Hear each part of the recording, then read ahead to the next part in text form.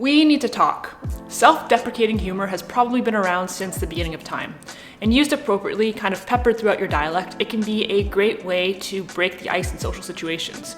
Nobody likes an egomaniac, nobody likes somebody who's cocky or too full of themselves, and so self-deprecating humor can be a great way to humble yourself and to make yourself seem more relatable and approachable. Being able to laugh at yourself is important, and I think overall that it's a good thing to be aware of your weaknesses and able to not take them too seriously.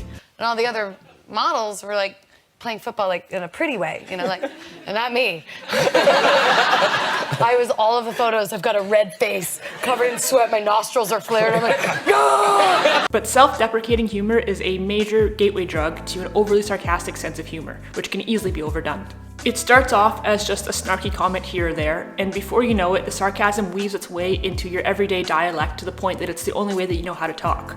And then at some point along the way, you stop meaning these things sarcastically and you start actually believing them, even if you don't realize that you are. And before you know it, all you do is say terrible things about yourself that you actually believe, and you have full-blown depression. Eventually, self-hatred becomes your entire personality. I've seen this unfold multiple times, both in myself and in others, and I will preface all of this by saying that there's probably a conversation that could be had here about what comes first, the chicken or the egg, the self-deprecation or the depression. It's true that in some cases the depression already exists and the self-deprecation is just a coping mechanism. It's a defense mechanism to try to bring humor to the things that aren't actually funny. It's a way to try to cope with the feelings that you don't know how to process.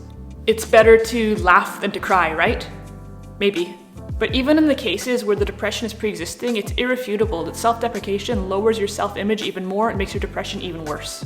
It's one thing to be able to poke fun at yourself. Like, for example, I can say that I suck at skateboarding. I wish I was better at it. I always have wanted to be good at it, but I never have been and I never will be, and it is what it is. And that in itself is fairly topical and harmless to say. But then I can take it a step further and I can acknowledge that the reason that I suck at skateboarding predominantly is because I'm afraid of falling and getting hurt. And so I rarely push the boundary of what I'm comfortable doing, which doesn't really allow for improvement. And then I can say, well, the reason that I'm scared of falling and getting hurt is because I'm a pussy, because I'm scared to take risks. And then I can start thinking about all of these other completely unrelated situations where I let fear get in my way of achieving what I actually wanted, and start thinking about how weak I am and how useless I am and how useless people don't deserve to be successful and unsuccessful people aren't happy, and what's the point of anything? And do you see how in a matter of just seconds I was able to go from something as topical and harmless as I suck at skateboarding all the way to I'm a fuck up and I can't do anything right? Scary, right? And you might be thinking, well, I say these things, but I don't actually mean them, I'm just joking. But you're wrong, because even if you intend them as jokes, even if you don't actually think you believe them, your subconscious does. Your subconscious hears them and feels them and starts to believe them after a while, even if that wasn't your intention. And when over time, all of the thoughts you have about yourself are negative, it's the only thing your subconscious has to latch onto, and you're gonna start believing it. And I think social media has played a big role in this, because meme culture is largely self-deprecating and nihilistic. And I will say straight up that I myself am a nihilist. I don't believe there's any intrinsic value to life, but I don't believe that nihilism has to lead to a path of self-hatred and misery. In fact, I think it could be quite liberating, because if nothing has any purpose, then you're free in this life to do whatever makes you happy. But when all of the content you consume is based on depression and self-hatred, you're gonna find little bits of relatability in there and you're gonna deep dive for more. And before you know it, everything you consume is gonna be just an echo chamber of your own negative self-talk. Kill yourself, it'll only take a minute, and you'll be happy that you did it. Just go over to your oven and shove your head in it. We've all heard the saying, you are what you eat. But your diet is based on so much more than just food. It's basically everything you consume, from the music you listen to the movies you watch, to the memes that you share, the people you surround yourself with. What goes in is ultimately what's gonna come out. And if what goes in is always negativity and self-hatred and depression and self-loathing, what's gonna come out is gonna be exactly that. You are a product of your environment. All of these things impact how we see the world around us and how we feel about ourselves.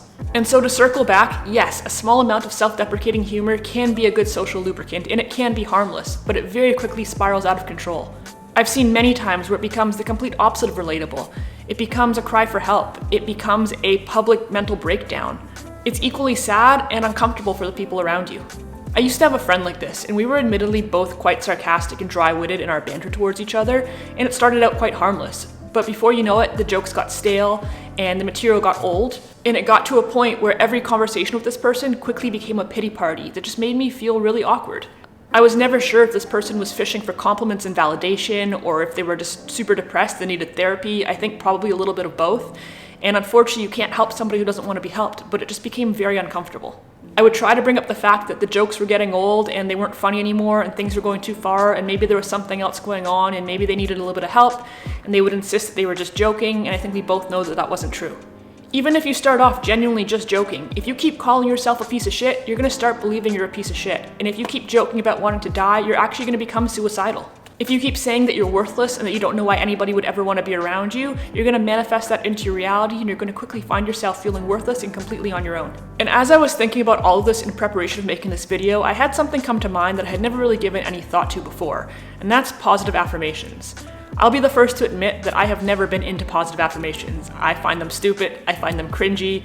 They fall into the category of what I have always referred to as woo-woo, right up there with like chakra healing and sage burning and, astrology and all that other stuff that I just don't take really seriously at all. Like, I can never imagine myself standing in a mirror and complimenting myself or taking the time to write down in a journal all the things I like about myself. It just sounds really self-righteous to me, and I could never imagine it working. Like, why should I believe that I'll feel better about myself by forcing myself to say nice things about myself that I don't believe?